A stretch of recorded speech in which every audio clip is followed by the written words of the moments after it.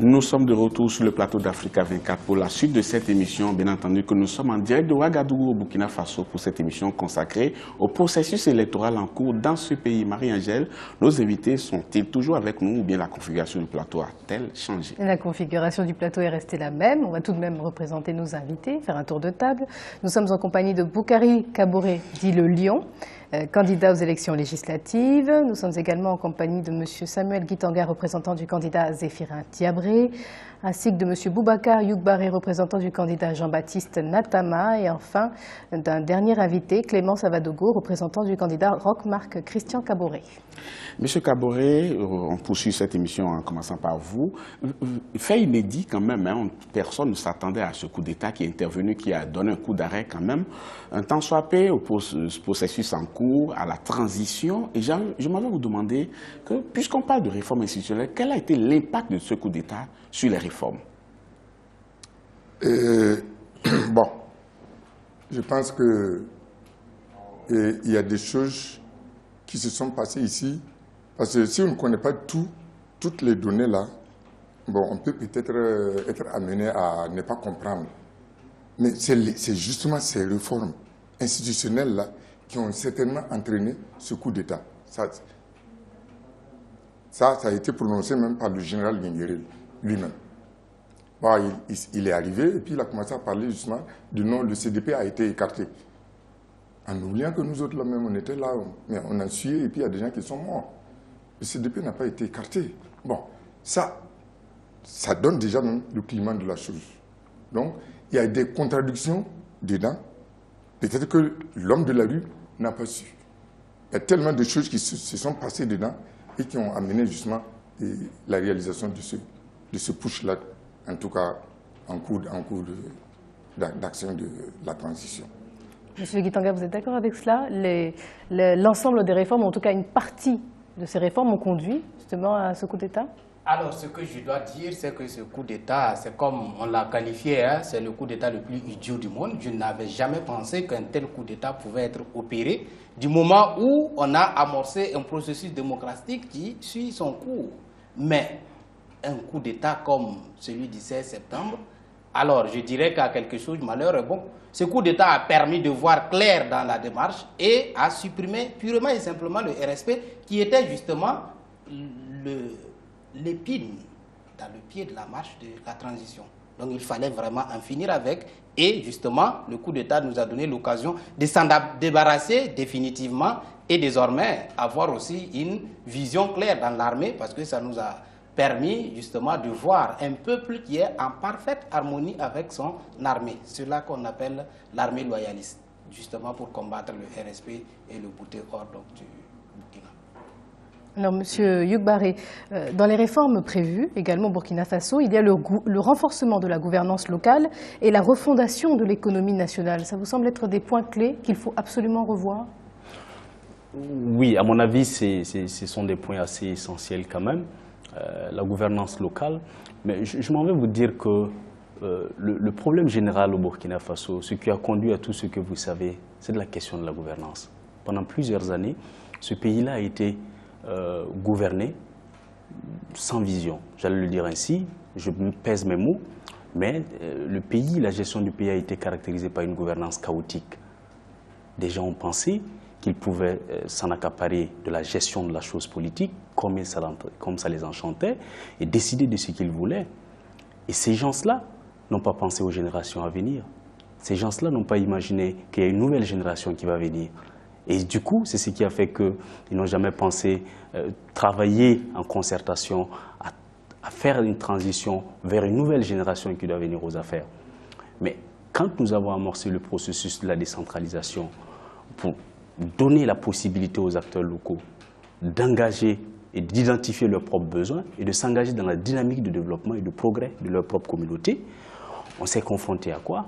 On s'est confronté au fait qu'ils n'étaient pas certainement très bien préparés, mais la problématique réelle de renforcement de la gouvernance locale nous permet d'amorcer ce que nous appelons, nous, dans notre projet de société, ce qu'on appelle le développement endogène. Personne ne peut définir le développement à notre place, c'est notre développement. Et les acteurs locaux doivent être dans la pleine mesure d'identification des besoins et exercer et travailler à la recherche donc, des conditions d'amélioration de leurs conditions de vie. C'est pourquoi nous disons que dans notre approche, il est question de mettre l'homme au centre de tout le processus. L'homme est l'alpha et l'oméga. Il est l'alpha parce que c'est celui-là qui génère le besoin de développement. C'est celui-là qui est au cœur de l'activité de développement et il est l'aboutissement puisqu'il bénéficie du développement. Donc, penser à renforcer la gouvernance locale suppose que nous travaillons également en collatéral à dégager les principes, les questions liées à la corruption. Parce que quoi qu'on dit, c'est la gangrène de ce pays. La corruption nous a fait perdre près de 25% de notre produit intérieur brut. C'est intolérable pour un pays qui se veut sur les rails du développement. On a perdu plus de 1000 milliards de francs CFA dans ce processus de la corruption. Donc renforcer la gouvernance, j'espère que cela pourra nous permettre d'épurer les questions liées à la corruption. Et sinon, nous partons droit dans le mur et c'est pourquoi c'est ce que nous pensons vouloir corriger. Monsieur Savadogo, puisqu'on parle de gouvernance, on va marquer un petit arrêt là-dessus, parce que la commission qui a travaillé sur le plan de la gouvernance a fait un certain nombre de propositions. Je donne à peu près 2 exemples. La commission propose que l'on renforce la transparence sur le patrimoine du chef de l'État et des membres du gouvernement et de limiter la taille du gouvernement à 25 ministres au plus. Quel est votre regard par rapport à ces propositions? Non, à mon avis, c'est des propositions qui sont très pertinentes. La question de la gouvernance dans notre pays est une question nodale et je suis entièrement d'accord avec ce que mon voisin disait tantôt. Effectivement, elle est l'une des raisons de fond pour laquelle on a connu toutes ces situations-là dans les dernières années.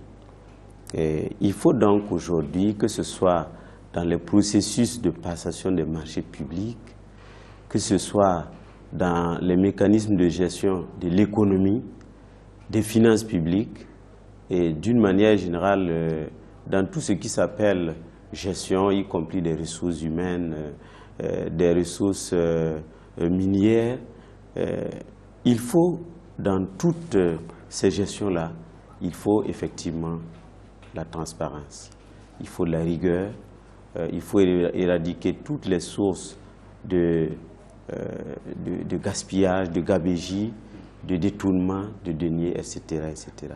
Et donc, c'est vraiment une question sur laquelle il faut engager des réformes en profondeur. Hein, tout à fait d'accord.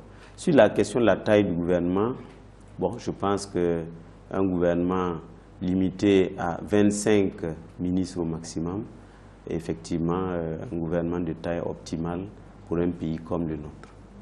Les représentants de candidats sur ce plateau se sont prononcés, mais l'homme de la rue peut-être aussi a son mot à dire, non, Marie-Angèle? Tout à fait. Justement, nous leur avons donné la parole à ces Burkinabés qui ont eux aussi vécu toute cette situation et qui ont leur mot à dire.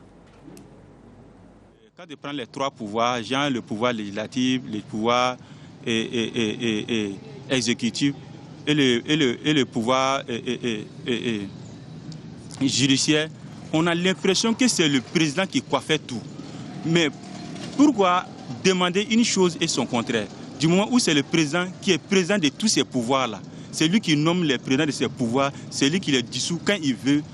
Et réellement, il ne peut pas avoir une vraie séparation de pouvoirs si c'est lui qui doit faire tout. Il faut absolument qu'on passe de la 4e à la 5e République parce que dans l'esprit des insurgés du 30-31 octobre 2014, il s'agissait non seulement de se débarrasser d'un régime qui devenait de plus en plus encombrant, mais aussi de se débarrasser de tous les instruments juridiques qui faisaient leur légitimité, qui les permettaient de s'asseoir et de faire tout ce qu'ils ont fait, qui nous ont conduits à l'insurrection. Le rôle d'un militaire, ce n'est pas de faire la politique. En réalité, c'est de garantir l'intégrité territoriale. Mais si un militaire doit laisser son rôle et puis venir jouer la politique, on a l'impression qu'il a déjoué un peu ce que le peuple même voulait de lui.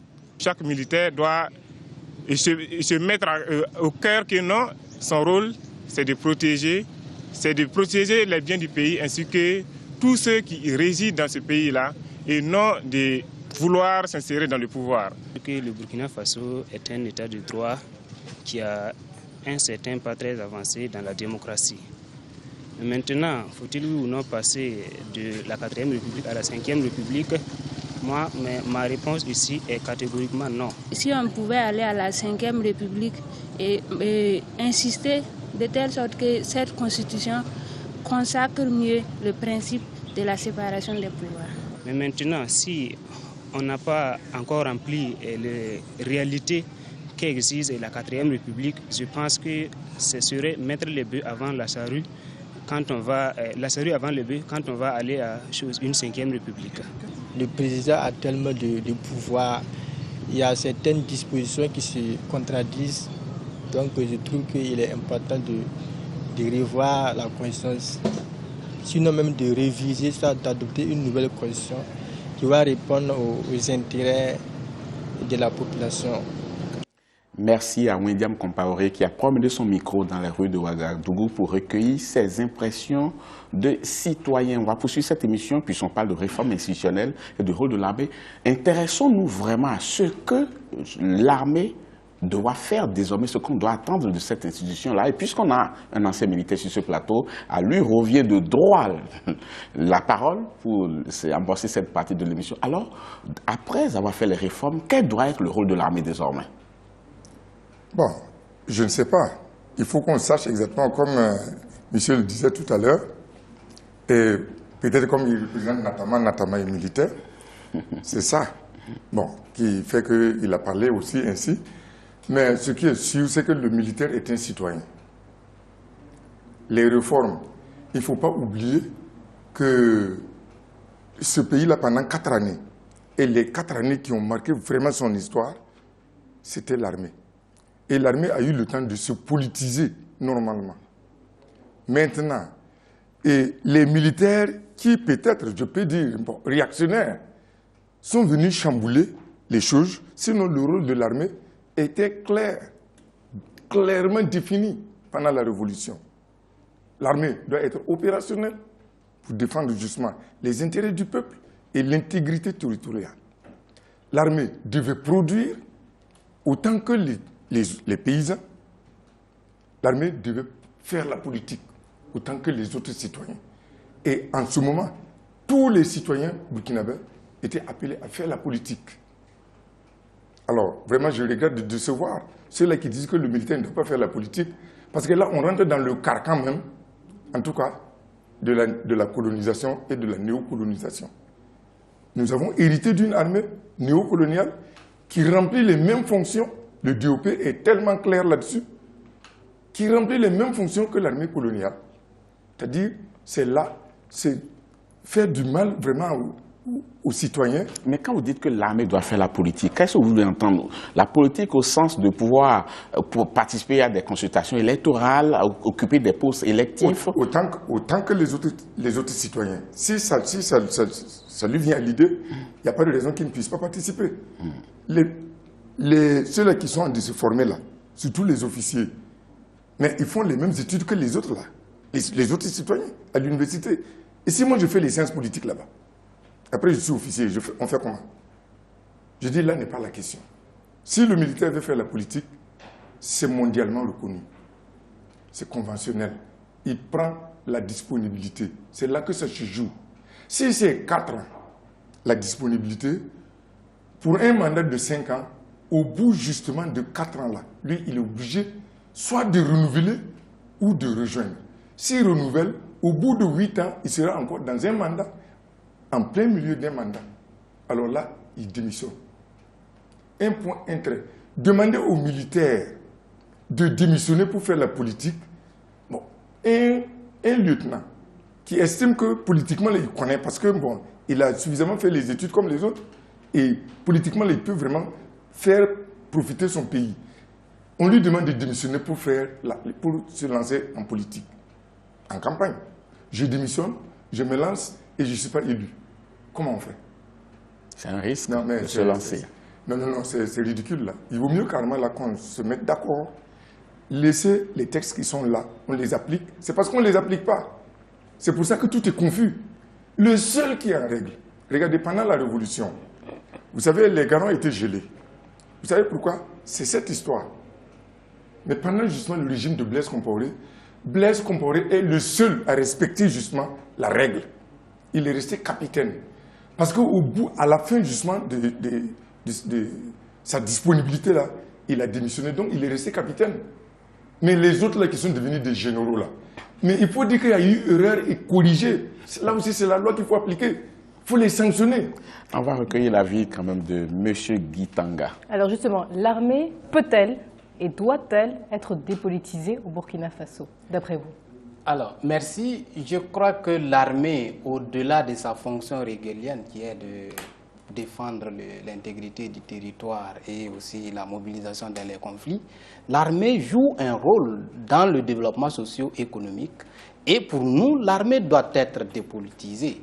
En réalité, les droits reconnus à l'armée doivent être aussi assortis de certaines restrictions ou limitations en fonction du rôle que l'armée doit remplir. Je crois qu'on n'a pas besoin de s'engager politiquement pour remplir sa mission. Parce que pour nous, à l'UPC, dans notre projet de société, l'armée doit jouer un véritable rôle. Et de nos jours, les priorités pour l'armée sont devenues de plus en plus nombreuses. Prenons ne serait-ce que la lutte contre le terrorisme. Nous savons que de nos jours, dans aucun pays au monde, on ne peut se sentir entièrement en sécurité parce que le terrorisme sévit partout. Et si l'armée doit contribuer justement à lutter contre le terrorisme, à lutter contre la criminalité frontalière, à lutter contre le grand banditisme, l'armée participe à l'instauration de la sécurité pour favoriser donc les investissements dans nos pays pour permettre à l'économie de prendre son envol. Parce que les investisseurs, aucun investisseur ne va aller sur un terrain gangréné par l'insécurité grandissante où on ne sait pas à quel moment on peut récolter les retombées de ces investissements. Donc ça participe à l'insécurité, à la restauration donc de la sécurité pour la prospérité du pays. M. Yougbaré, il a dit que pour tout militaire qui veut faire de la politique, il doit démissionner, ce que récuse M. Kaboré. Quelle est votre lecture là-dessus, de votre candidat bien entendu? Je m'en voudrais de ne pas rectifier quelque chose sur ce plateau. Jean-Baptiste Natama a été militaire. Je pèse les mots. Je le définis comme un officier militaire de formation, un diplomate de fonction et un écrivain de passion. Donc, au moment où je suis en train de vous parler, Jean-Baptiste Natama n'est pas militaire. Et il a lui-même dit, je ne sais pas pourquoi ça continue. Tout de même militaire, bien entendu. Voilà, je le connais. Voilà. Mais pour revenir au fait de faire la politique ou non. Voilà. L'armée est une institution. Il faut le reconnaître. Et l'armée a des règles. Avant le projet de loi qui a été adopté récemment sur le statut des forces armées nationales, il y avait dans la réglementation des forces armées nationales les conditionnalités de la participation des militaires à la vie politique. Il y avait des règles qui étaient posées et que la participation donc, des militaires à la vie politique devait se passer en conformité avec ces règles-là. Si on les a jugées insuffisantes et qu'on a tenté de les réadapter, on a donné l'impression qu'il y avait un danger qui guettait et il fallait tout faire pour écarter un certain nombre de personnes. On n'a pas donné l'impression qu'on voulait consolider une institution. Parce que le débat qui s'est posé, c'était le débat de la démilitarisation de la politique ou la dépolitisation de l'armée. Soit, dans tous les deux cas, le plus important était qu'on soit dans des principes qui régulent la vie politique et les institutions et faire en sorte que les gens s'adaptent à ça. Pour être plus clair, un militaire qui veut faire de la politique, il était prévu que ce militaire-là prenne de la disponibilité. Et vous voyez qu'avec le nouveau projet, la nouvelle réglementation, il y a un hiatus. Je dis pourquoi je dis qu'il y a un hiatus. On donne 1 an aux gens de se conformer à la règle. Et pendant ces 1 année-là, quelqu'un pouvait, je ne sais pas, quelqu'un qui était militaire et en disponibilité pouvait être président. Et dès que cette personne devient président, vous voyez ce qui va se poser. Ça veut dire qu'il y a possibilité de relecture. Parce qu'on rentre dans un dispositif. C'est pourquoi je parlais de concertation, pour s'assurer que l'ensemble des règles de droit que nous prenons, la règle de droit doit être ne doit pas être conjoncturelle. Elle est générale et impersonnelle. Elle n'est pas faite dans le temps pour profiter à d'autres personnes et faire du tort à d'autres. Nous sommes dans une logique de principe, et ces principes-là, notre principe voudrait que la règle de droit soit générale, impersonnelle, et elle ne doit pas être conjoncturelle. Merci beaucoup, M. Youk-Barré. Monsieur Savadogo, justement, alors la participation de l'armée dans la vie politique au Burkina Faso est un cas d'exception, peuvent dire certains. On l'entend manifester son désaccord par moment, attendre un certain nombre de choses, justement, du pouvoir. Quelle est votre opinion à ce sujet? Notre opinion est très claire sur cette question. Il y a une volonté de rupture dans notre pays qui est exprimée par les citoyens. Les citoyens ont vu que les militaires, avec leurs armes, imposaient des règles politiques, s'accaparaient du pouvoir par le fait de la possession de l'arme. Ce n'est pas un cas, ce n'est pas de la fiction. Le 16 septembre, voilà des militaires, parce qu'ils étaient dans une position forte, ils s'accaparent du pouvoir et déclarent qu'ils sont venus pour régler des questions politiques. Comment on peut comprendre cela? Il y a un conseil constitutionnel qui a délibéré. Il y a eu une assemblée nationale, le CNT, qui a fixé des lois, qui a fixé des règles.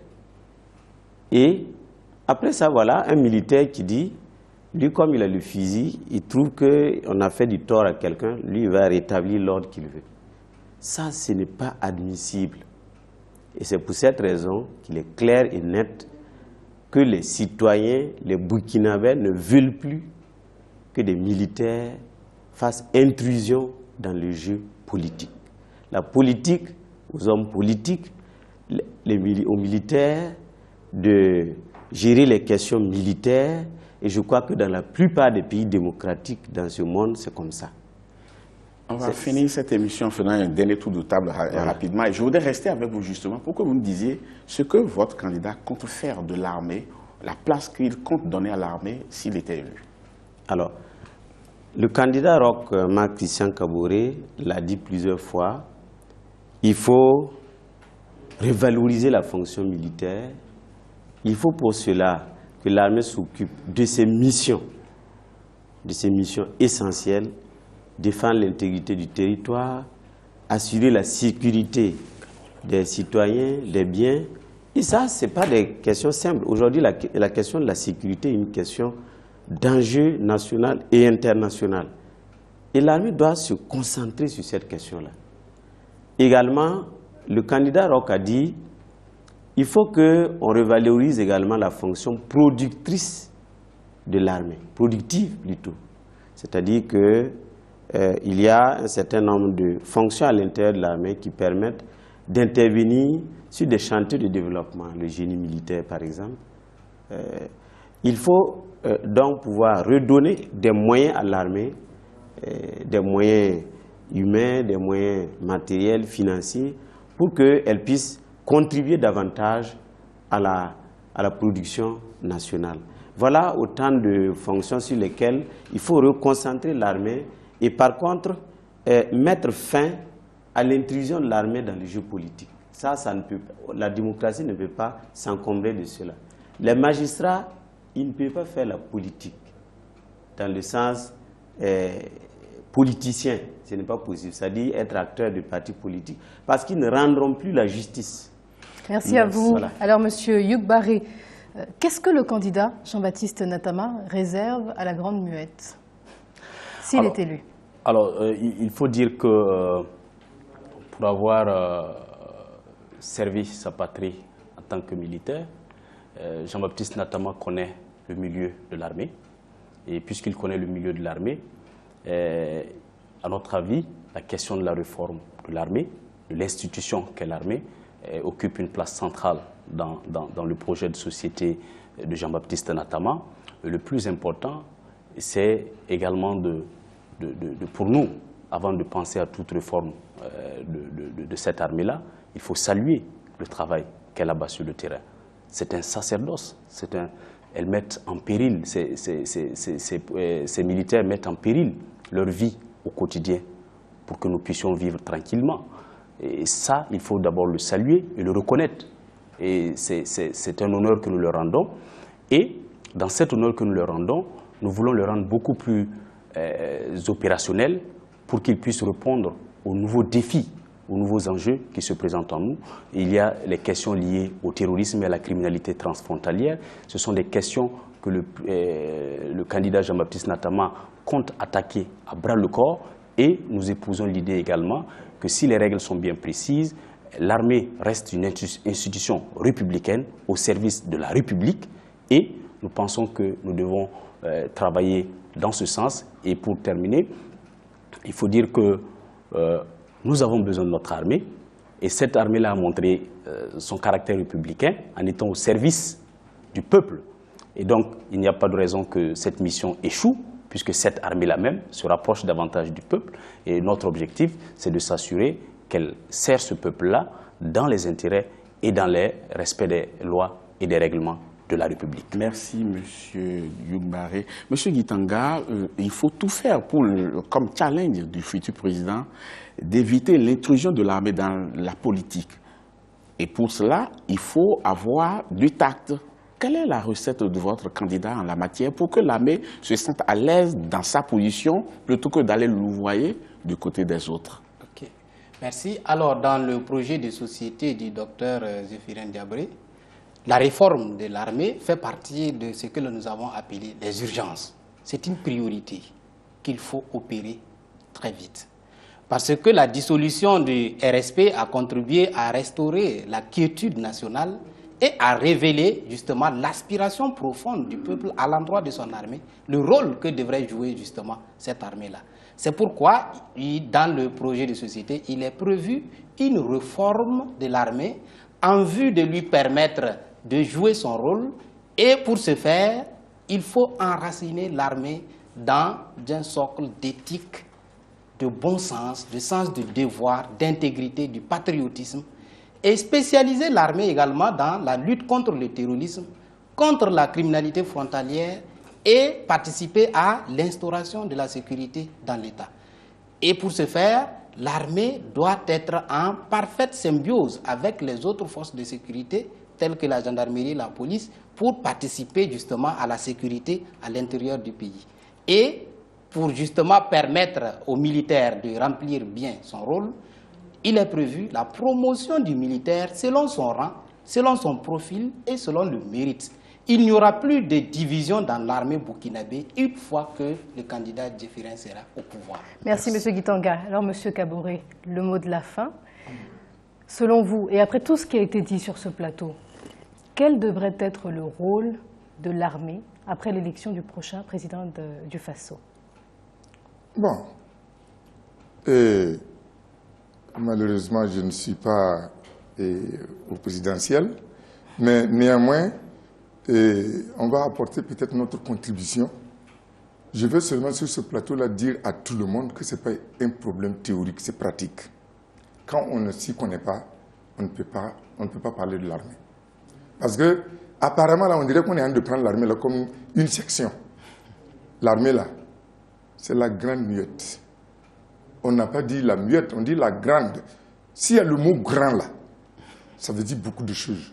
Parce que tel que justement mon collègue là parle ici, là, c'est comme cette histoire de sécurité transfrontalière, terrorisme là. C'est une petite unité qui s'occupe de ça. On crée des unités antiterroristes. Ça, c'est pas l'armée. C'est-à-dire l'armée là, c'est quelque chose de global. C'est très mousse. Maintenant, le rôle de l'armée, je persiste et je signe. Tant que l'armée là ne va pas faire la politique, l'armée ne sera pas comment est-ce que vraiment elle va prendre la défense du peuple. Ce n'est pas possible. Parce que le rôle de l'armée, c'est l'arbitrage entre justement celui qui gouverne là et les gouvernés. Quand par exemple l'armée voit que justement celui qui est en haut, à qui on a confié la responsabilité justement de la gestion du pouvoir du peuple, est en train de martyriser le peuple, l'armée doit intervenir pour arrêter le processus. Mais si c'est fait la politique de cette manière, bon. J'achève. Maintenant, il y a des mauvais militaires. Arrêter le processus ne veut pas dire que le type il doit être là-bas. Il arrête le processus, il doit pouvoir dire non à celui-là. Actuellement, tu martyrises. Et les civils organisent les élections. Monsieur Kaboré, apparemment, ce que vous dites ne fait pas l'unanimité du tout aussi sur ce plateau. Personne n'est d'accord avec vous. Je suis complètement d'accord. J'arrive. Oui, j'arrive. Finissez là-dessus parce qu'on a épuisé le temps. Oui, évidemment. Corriger les débordements. Non, suivez là. Vous êtes en train de me parler de la théorie alors que moi je suis en pratique. Hein. La pratique, c'est ce qu'on a connu il y a un mois. Non, si c'est la pratique au 16 septembre, on l'a connu il y a un mois. Vraiment, je le remercie d'avoir corrigé. Ni Natama, ni moi. Nous ne sommes pas des militaires, nous sommes dehors. Mais il y a quand même quelque chose de juste là qu'il faudra dire. Il ne faudra pas prendre justement, il ne faudra pas nous amener l'armée néocoloniale. L'armée qui ne va pas connaître la politique ne comprendra jamais tout ce que vous voulez là. Parce qu'il y a un problème. C'est un être qui se forme comme les autres. Quand vous formez le militaire et puis il est opérationnel, alors il devient brutal. Qu'est-ce qui va l'amener maintenant à comprendre? C'est la formation politique. C'est ça qui l'adoucit. Monsieur Kaboré, la dimension formation et la dimension jouer le jeu politique, c'est quand même différent. Bien entendu, en tout cas, monsieur Kaboré n'est pas candidat à l'élection présidentielle, mais ce qu'il a dit, c'est très bien que les candidats puissent tirer ce qu'ils peuvent tirer de son intervention. Non, parce que de toute façon, ok, je résume, parce qu'il y a un problème. Comme ils sont candidats, et demain ils seront présidents, ils n'ont qu'à savoir que tout ce qu'on raconte ici, c'est des histoires. C'est la question de l'armée, c'est question de mettre l'homme qu'il faut à la place qu'il faut. Lui, il a dit, mais quelque chose qui m'étonne.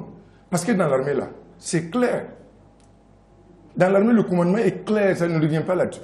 Tu as un P1, tu es caporal. Tu as 2, tu es sergent. Si tu n'as pas CIA, tu ne peux pas être chef. Maintenant, ça doit être respecté. Monsieur Kaboré, on va demander à notre téléspectateur qui aimerait avoir des notions de l'armée de se rapprocher de vous. Non, je vais vous donner maintenant l'armée ce que c'est. Oui. Maintenant, si tu ne mérites pas et on te confie, c'est ça qui tue le commandement dans l'armée. Les gens ont oublié que c'est Blaise qui a détruit notre armée. Et l'armée, là, est détruite. Je dis bien, l'armée est détruite. Parce que c'est politique. Et tant qu'il n'y aura pas de réorganisation, alors il n'y aura pas d'armée au Burkina. Le défi, ça fait partie des défis pour le futur président. Marie-Angèle, merci. Il faudrait remercier maintenant nos invités sur ce plateau. Oui, au revoir. Premier merci à vous, Boukari Kaboré, dit le lion, on comprend mieux pourquoi. Vous êtes candidat aux élections législatives, on le rappelle. Merci d'avoir accepté de participer à cette émission. Merci également à vous, Samuel Guitanga, vous êtes représentant du candidat Zéphirin Diabré. Un autre merci à vous, Boubacar Youbari, vous êtes représentant du candidat Jean-Baptiste Natama. Et enfin, merci à vous, Clément Savadogo, vous représentez le candidat Roch-Marc Christian Kaboré. Donc les deux candidatures. Je suis aussi candidat législatif. Mais écoutez, apparemment presque tout le monde sur ce plateau est candidat législatif. Exception qui fait la règle.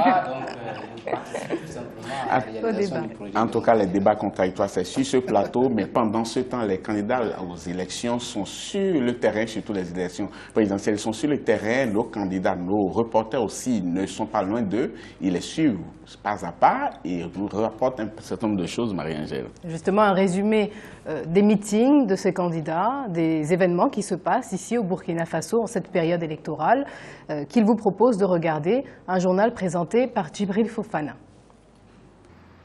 Bienvenue sur Africa 24 au journal de campagne.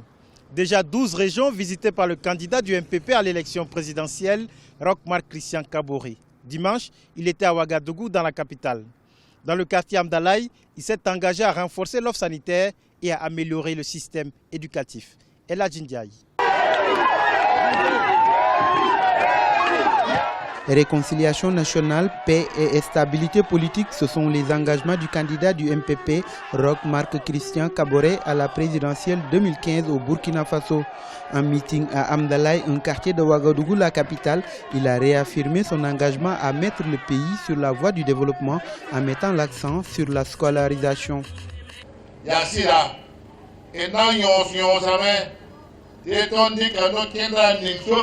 Dans notre programme politique, nous le disons très clairement, notre priorité sera de construire des écoles. Si nous voulons le développement de notre pays, nous devons investir dans le capital humain. Je vous invite donc à envoyer vos enfants à l'école, sinon vous hypothéquez leur avenir. C'est pour cela que nous allons détruire toutes les écoles sous paillotes et en construire de nouvelles.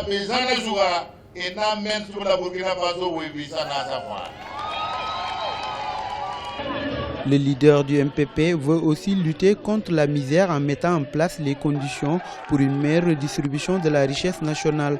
Son projet de société prévoit aussi la mise en place d'infrastructures sanitaires. Notre priorité aussi sera la santé.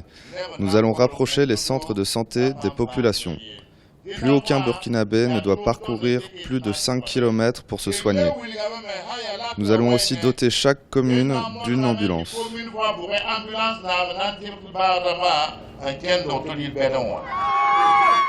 Pour que ces projets soient une réalité, Roch Marc Christian Kaboré a évité les sections du parti dans les 13 régions du pays, a expliqué aux populations comment se fait le vote pour qu'au soir du 29 novembre, le coup KO soit vraiment effectif.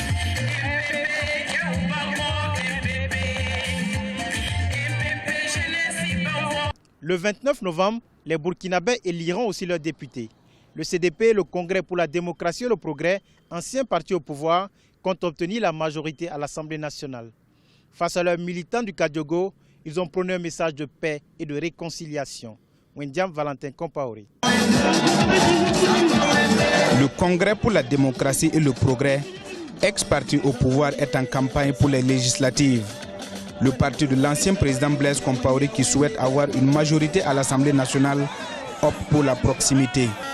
Une campagne placée sous les signes du respect mutuel et de l'unité nationale. Nous sommes très confiants dans la mesure où nous sommes un parti d'expérience. Nous sommes un parti de terrain. Et compte tenu de ces facteurs favorables, nous pensons pouvoir surmonter les difficultés dans lesquelles nous sommes pour aller à une consultation qui pourrait nous donner des résultats assez probants. Cette ancienne force politique entend non seulement jouer un rôle au sein de l'Assemblée, mais aussi être un faiseur de roi en cas de second tour à la présidentielle. Et pour cela, ces militants sont convaincus. Le CDP est là pour participer à construire le Burkina Faso à travers l'Assemblée. Le CDP est là pour consolider la paix et l'unité nationale. Le CDP est là pour que chaque Burkinabé puisse aller à l'école, puisse avoir un traitement équitable de santé, puisse avoir l'eau qui est indispensable pour la vie de l'homme. Nous sommes là aussi pour participer à œuvrer la sécurité des hommes et des biens. Le Congrès pour la démocratie et le progrès est seulement en lice pour les législatives, sa candidature à la présidentielle ayant été invalidée par le Conseil constitutionnel. L'ex-parti majoritaire bat campagne alors même que beaucoup de ses cadres sont inculpés dans le cadre de l'enquête sur le putsch manqué du 16 septembre 2015. Candidat pour la première fois à l'élection présidentielle, Ablassé Ouedraogo a opté pour une campagne de proximité. Le candidat du parti Le Faso Autrement promet d'édifier un Burkina Faso nouveau. Dans toutes les localités traversées, il promet d'améliorer la gouvernance et d'œuvrer pour une redistribution équitable des fruits de la croissance. Wendiam Valentin Compaoré. Ablassé Ouedraogo à la conquête de l'électorat de Yako dans le Passoré. Le candidat du parti Le Faso Autrement promet plus d'eau potable, plus d'infrastructures routières au profit des populations. Avec son programme de gouvernance dénommé « Ensemble, construisons le Faso autrement », celui qui brigue pour la première fois la magistrature suprême du pays veut opérer un vrai changement. Population de Yako, du Passoré, je viens solliciter vos voix pour mon élection et comme vous le savez, nous incarnons le vrai changement. Nous au pouvoir, plus d'inquiétude pour vos lendemains car ce sera un changement équitable. Des meetings, des rencontres de proximité, c'est la stratégie de ce candidat ancien député de la dernière législature et ancien ministre des Affaires étrangères de Blaise Compaoré. Un programme de société accueilli avec beaucoup d'enthousiasme par ses militants. Soutenu par 12 partis politiques, Ablassé Ouedraogo promet s'il est élu au soir du 29 novembre 2015, entre autres, la restauration de l'autorité de l'État et une justice pour tous. Issa Kazampaligré, le candidat indépendant, a tenu un meeting ce lundi à Boussé. Il a expliqué aux populations les grandes lignes de son projet de société. Il promet un Burkina Faso de paix, d'équité et de prospérité. Serge Kofi. C'est dans la localité de Boussé, à une cinquantaine de kilomètres de Ouagadougou, qu'Issiaka Zampaligré, le candidat indépendant, a tenu son meeting. Selon lui, la situation économique est chaotique et le système social est à revoir. Il se veut la vraie alternative avec un projet de société basé sur les réformes économiques offensives, avec comme but la lutte contre la pauvreté, le travail pour tous et un appui conséquent aux femmes. Dans notre programme de gouvernance, il est prévu la mise en place d'une banque qui financera les entreprises des femmes en leur octroyant des microcrédits. Que ce soit aux vendeuses de galettes ou d'arachides, ce sont des initiatives de femmes que nous financerons une fois élues au soir du 29 novembre 2015.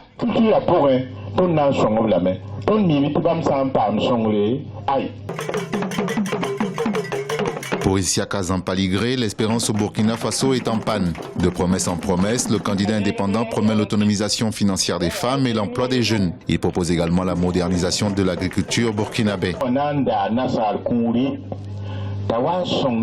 Il n'est pas concevable que de nos jours, nos paysans continuent d'utiliser la daba et la houe pour labourer la terre. Il nous faut des tracteurs.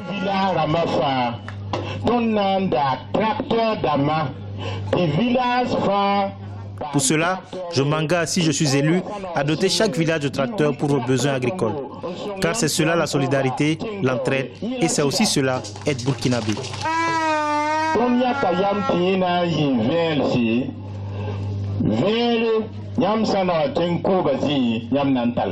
Juriste spécialisé dans l'élaboration de programmes et stratégies de développement en Afrique, Issiaka Zampaligré se définit comme un fils intègre du Burkina Faso. Il dit être touché par les conditions de vie de ses compatriotes et il se présente à ces élections pour changer les choses.